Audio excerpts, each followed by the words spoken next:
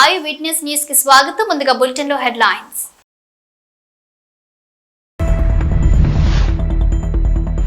శ్రీకాళహస్తిలో కన్నుల పండుగగా స్వామి అమ్మవార్ల నిత్య కళ్యాణోత్సవం సేవ. అధిక సంఖ్యలో పాల్గొన్న భక్తులు.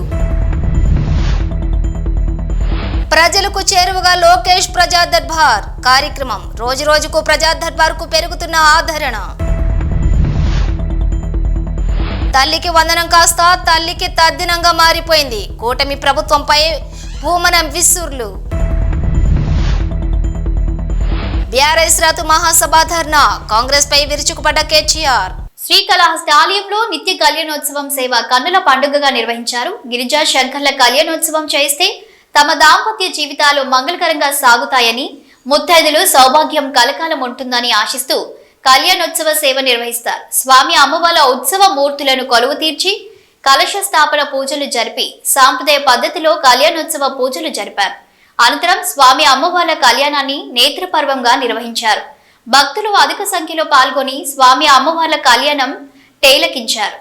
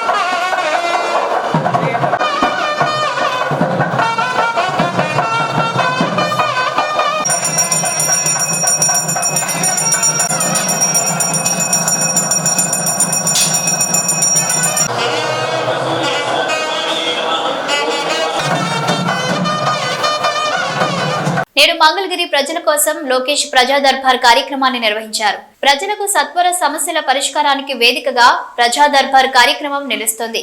కార్యక్రమానికి హాజరైన ప్రజలు తమ సమస్యలని నారా లోకేష్ దృష్టికి తీసుకువచ్చారు. వాటిని వీలైనంత త్వరగా పరిష్కరిస్తామని మంత్రి నారా లోకేష్ తెలిపారు.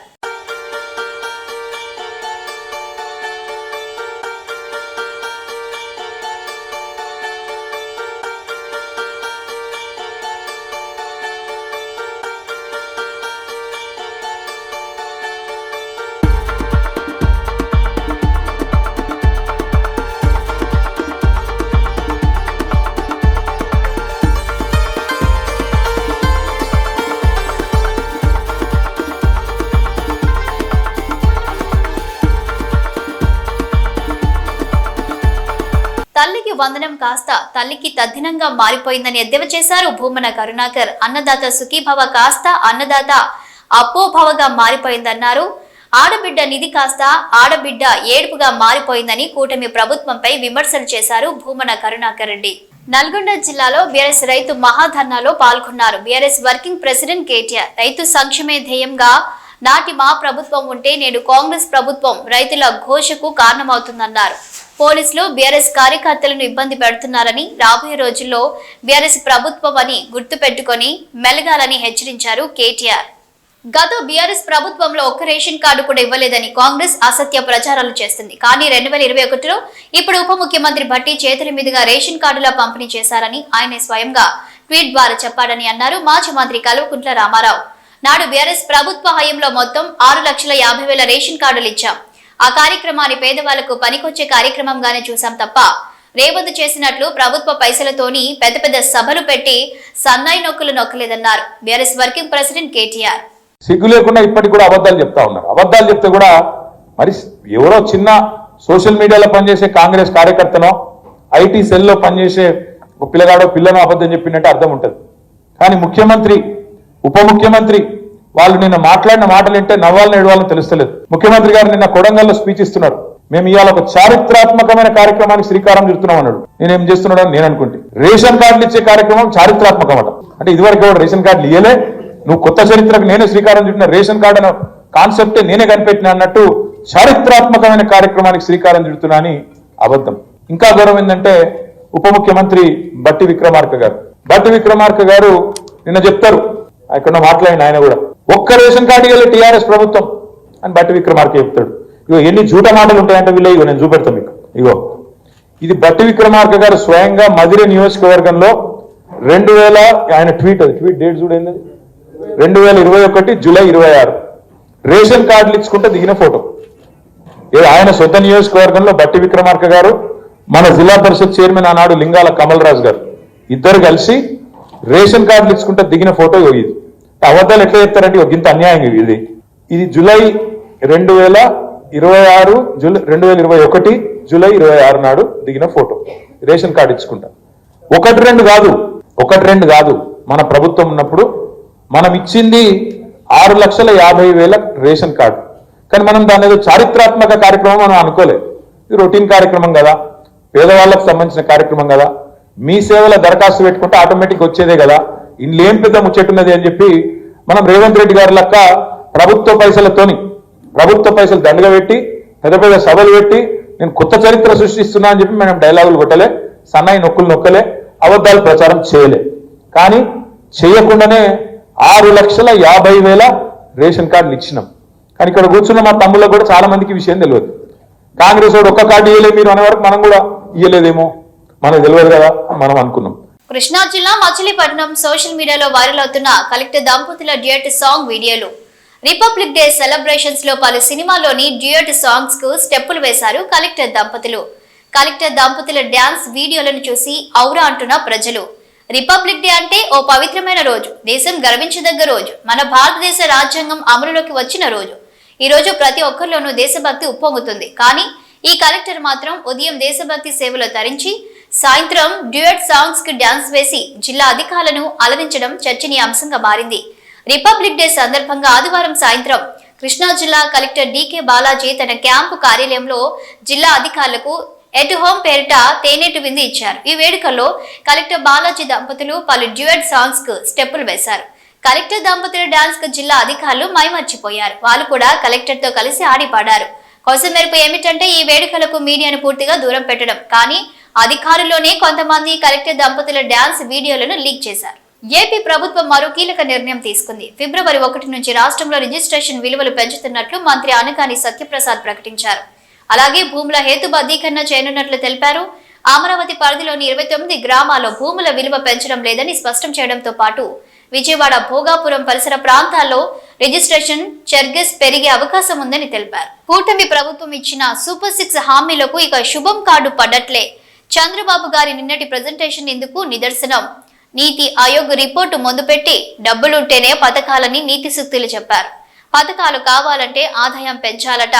మోకాలికి బోడిగుండుకు ముడిపెట్టినట్లుంది చంద్రబాబు తీరు. నమ్మి అధికారం ఇస్తే రాష్ట్ర ప్రజలను ఘోరంగా మోసం చేశారు. 50 లక్షల మంది అన్నదాతలను వంచారు. 80 లక్షల మంది విద్యార్థులకు ద్రోహం చేశారు. 1.5 కోటి మంది మహిళలను మోసం చేశారు. 50 లక్షల మంది నిరుద్యోగుల జీవితాలతో ఆటలు ఆడుకున్నారు. పథకాలకు ఆర్థిక వెసులుబాటు లేదని, వైసీపీ ప్రభుత్వ ఆర్థిక విధ్వంసమే కారణమని, జగన్ ఆర్థిక ఘోరమే నిదర్శనమని చెప్పే బాబు ఎన్నికల హామీలు ఇచ్చే ముందు తెలియదా ఈ ఆర్థిక విధ్వంసం ఘోరం? సూపర్ 6 పథకాల రూపకల్పనలో కనపడలేదా రాష్ట్ర ఆర్థిక భారం? రాష్ట్రం 14 లక్షల కోట్ల అప్పుల్లో ఉందని చెప్పింది మీరే. కూటమిని గెలిపిస్తే 100 రోజుల్లో గాలిన పెడతామన్నది మీరే. తీరా ఓట్లు పడ్డాక ఇచ్చిన హామీలపై మడత పేచి పెట్టడం ఎంతవరకు సమంజసం? ఆంధ్రప్రదేశ్ కాంగ్రెస్ పార్టీ పక్షాన డిమాండ్ చేస్తున్నాం. రాష్ట్రం అప్పుల్లో ఉందని, అప్పులు పుట్టడం లేదని సాకులు వెతకడం మాని పథకాల అమలుపై దృష్టి పెట్టండి. కేంద్రంలో పెద్దన్న పాత్ర పోషించే మీరు రాష్ట్ర దీన స్థితిపై ప్రధాని మోదీని పట్టుబట్టండి. పథకాలకు కావలసిన నిధులు ఇవ్వాలని అడగండి. నీతి ఆయోగ్ చెప్పినట్లుగా గత 5 ఏళ్ల వైసీపీ పాలనలో జరిగిన ఆర్థిక అరాచకంపై వెంటనే ఉన్నత స్థాయి దర్యాప్తు జరిపించండి. రాష్ట్ర ఆదాయం ఏ కోటకు మళ్లిందో తేల్చండి. పథకాలకు కేంద్రం డబ్బులు ఇవ్వకపోతే వెంటనే బీజేపీకి ఇచ్చిన మద్దతు ఉపసంహరించుకోండి. చంద్రబాబు గారు అధికారంలోకి వచ్చి 7 నెలలు అయిపోయినా కూడా ఇంతవరకు ఆయన వాగ్దానం చేసిన సూపర్ 6 కి దిక్కు లేకుండా పోయింది. అందుకు నిరసనగా ఈరోజు కాంగ్రెస్ పార్టీ ఒక్క విజయవాడలో మేము చేయడమే కాకుండా రాష్ట్ర వ్యాప్తంగా ప్రతి జిల్లాలోనూ కలెక్టరేట్ ఎదుట కాంగ్రెస్ పార్టీ ఈరోజు తాళీ బజావ్ కార్యక్రమం చేసి సూపర్ 6 ఎంత సూపర్ ఫ్లాప్ అయ్యిందో ప్రభుత్వం దృష్టికి తెచ్చే ప్రయత్నం చేస్తుంది. చంద్రబాబు గారు ఎన్నికలకు ముందు ఇచ్చిన హామీలే సూపర్ 6. ఒక రియల్ ఎస్టేట్ వెంచర్ ఎట్లా మొదలు పెడితే ఒక బ్రోషర్ తయారు చేసి ఆ బ్రోషర్ ని సర్క్యులేట్ చేసి మార్కెటింగ్ చేసుకుంటారో అలా చంద్రబాబు గారు సూపర్ 6 కోసం ఒక బ్రోషర్ తయారు చేసి దాన్ని ప్రజలకు పంచిపెట్టారు. మరి ఎన్నికలు అయిపోయాయి, ప్రజలు నమ్మి ఓట్లేశారు. చంద్రబాబు గారు ముఖ్యమంత్రి కూడా అయ్యారు. కానీ ఏరు దాటేంత వరకే ఓడమల్లన్న, ఏరు దాటినాక బోడిమల్లన్న. అదే జరుగుతుంది ఇక్కడ మన రాష్ట్రంలో కూడా. చంద్రబాబు గారు సూపర్ 6 లో భాగంగా ఇచ్చిన వాగ్దానాలకు ప్రతి రైతుకి సంవత్సరానికి 20,000 చొప్పున ఇస్తామని చెప్పారు. స్కూలుకు వెళ్తున్న బిడ్డలకు 15,000 సంవత్సరానికి ఇస్తామని చెప్పారు. 18 ఏళ్లు నిండిన మహిళలందరికీ 1,500 ప్రతి నెలా ఇస్తామన్నారు. 20 లక్షల ఉద్యోగాలు ఇస్తామన్నారు. లేదా 3,000 రూపాయల నిరుద్యోగ భృతి ప్రతి నెలా ఇస్తామన్నారు. 3 సిలిండర్లు ఉచితమన్నారు సంవత్సరానికి. మహిళలకు ఉచితంగా బస్సు ప్రయాణం అని చెప్పారు. ఏమయ్యాయి చంద్రబాబు గారు అని అడుగుతున్నాం. ఎంత మటుకు అమలయ్యాయి మీ సూపర్ 6 అని అడుగుతున్నాం. మీరు అధికారంలోకి వచ్చి 7 నెలలు దాటిపోయింది, కానీ ప్రజలకేం ఒరిగింది అని అడుగుతున్నాం. మీరిచ్చిన వాగ్దానాలకే మీకే విలువ లేకపోతే, నెరవేర్చాలన్న చిత్తశుద్ధి మీకే లేకపోతే ఇంకా ఎలా నెరవేర్తాయని అడుగుతున్నాం. రైతులకి ప్రతి సంవత్సరం 20,000 రూపాయలు ఇస్తామన్నారు చంద్రబాబు గారు. 7 నెలలు గడిచేపోయాయి. మొదట్లో 3 విడతలుగా 20,000 రూపాయలు ఇస్తామన్న వాళ్ళు ఆ తర్వాత కేంద్రం 10,000 ఇస్తుంది, పీఎం కిసాన్ యోజన కింద మేం 10,000 ఇస్తామన్నారు. ఇంతవరకు ఇచ్చింది అయితే రూపాయి కూడా లేదు. ఇదేనా హామీ నెరవేర్చుకోవడం అంటే? చంద్రబాబు గారు సమాధానం చెప్పాలి. అన్నదాత సుఖీభవ అని ఈ పథకానికి పేరు పెట్టారు. మరి అన్నదాత సుఖంగా ఉన్నాడో లేదో గమనిస్తున్నారా? అన్నదాతకు మీరు ఇచ్చిన వాగ్దానాలు నిలబెట్టుకుంటున్నారా? అన్నం పెట్టే అన్నదాతకే మీరు వాగ్దానాలు నిలబెట్టుకోకపోతే ఇక మీరు ఎవరికి నిలబెట్టుకుంటారు అనుకుంటారు జనాలు? ఒకసారి చంద్రబాబు గారు ఆలోచన చేయాలి. తల్లికి వందనమని ప్రతి తల్లికి ఎంత మంది బిడ్డలుంటే అంత మందికి గాను 15,000 చొప్పున ఇస్తామన్నారు. ఒకరుంటే 15,000, ఇద్దరుంటే 30,000, ముగ్గురుంటే 45,000, నలుగురుంటే ఇంటికి 60,000 వస్తుందన్నారు చంద్రబాబు గారు. ప్రతి మీటింగ్ లో ఊదరగొట్టారు. ఏమైంది?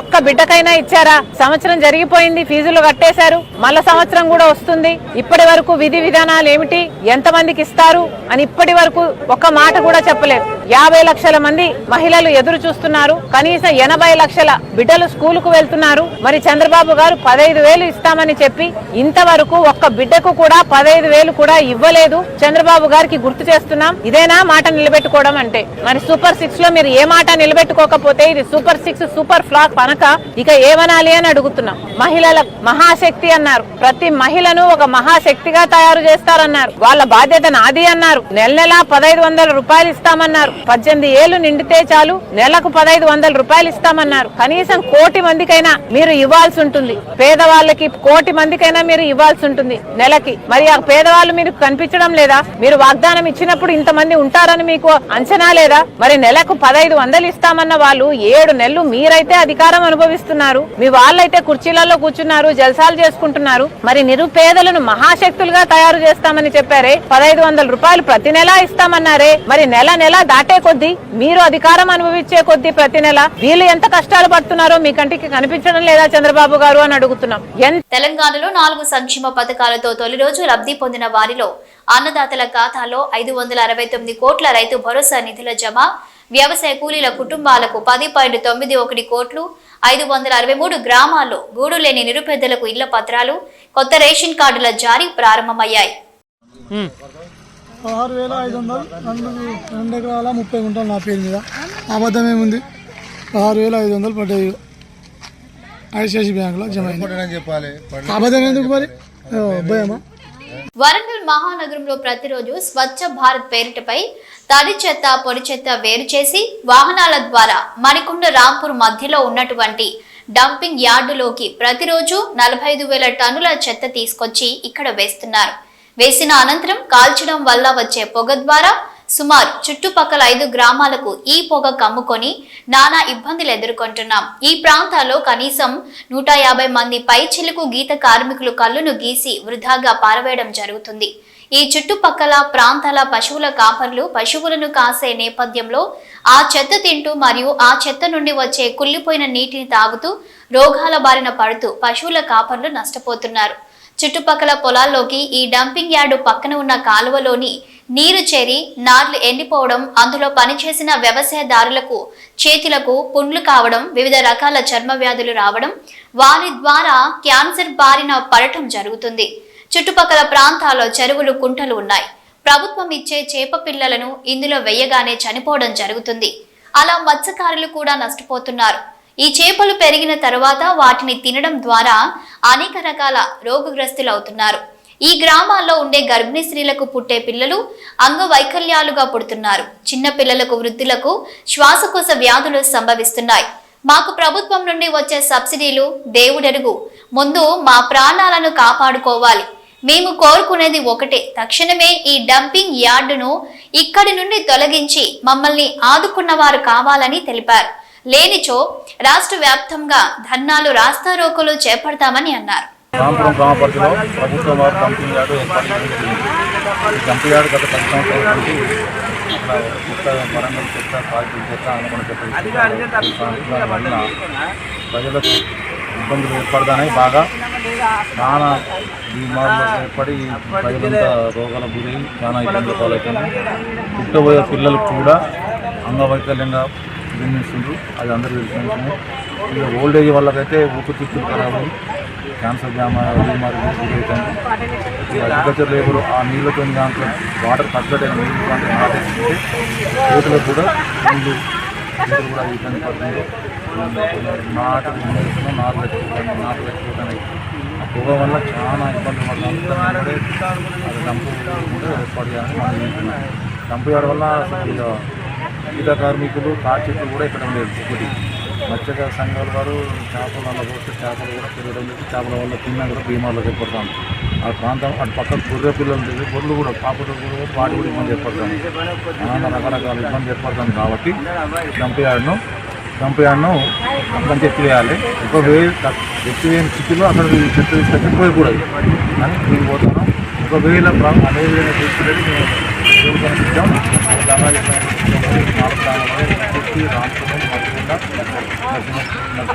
పెద్దపల్లి 5 గ్రామాలు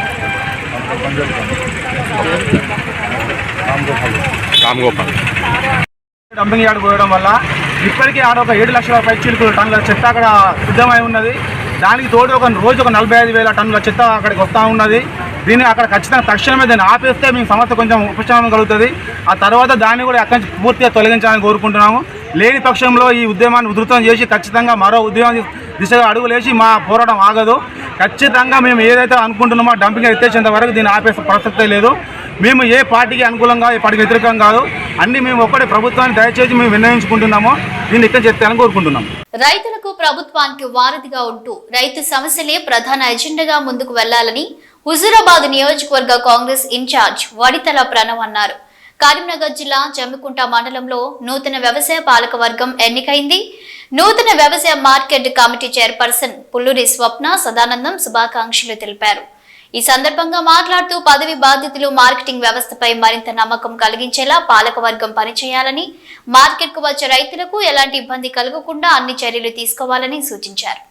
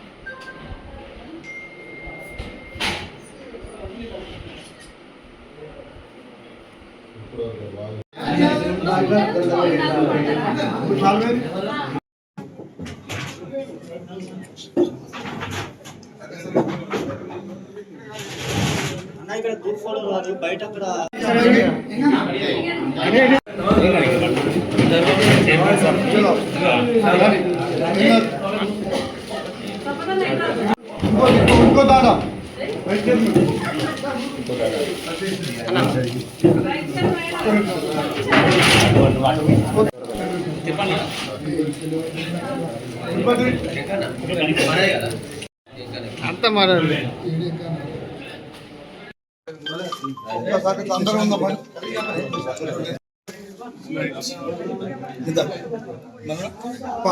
వరంగల్ జిల్లా ఖానాపురం మండల కేంద్రంలోని పాత గ్రామ పంచాయతీ ఆవరణలో వృద్ధులు, వితంతువులు, ఒంటరి మహిళలు మరియు బీడీ కార్మికులు ధర్నా చేపట్టారు. కాంగ్రెస్ ప్రభుత్వం అధికారంలోకి వస్తే పెన్షన్లు పెంచుతామన్న హామీ నెరవేర్చాలని డిమాండ్ చేశారు. ఈ సందర్భంగా మాట్లాడుతూ ఎన్నికల సమయంలో ఉన్న పెన్షన్లకు పెంచి ఇస్తామని హామీ ఇచ్చారని, కానీ ప్రభుత్వం ఏర్పడి 13 నెలలు గడిచినా ఇవ్వడం లేదని అన్నారు. అయిపోయింది. గరీబులకు, వికలాంగులకు 6,000 ఇస్తానన్నాడు. ముసలోళ్ళకు 70 ఏళ్ళు ఉన్న వాళ్ళకు 2 మూలకు ఇస్తానన్నాడు. సన్న బియ్యం ఇస్తానన్నాడు. 6 కిలోల బియ్యానికి 10 కిలోలు బియ్యం ఇస్తానన్నాడు ఇద్దరికి.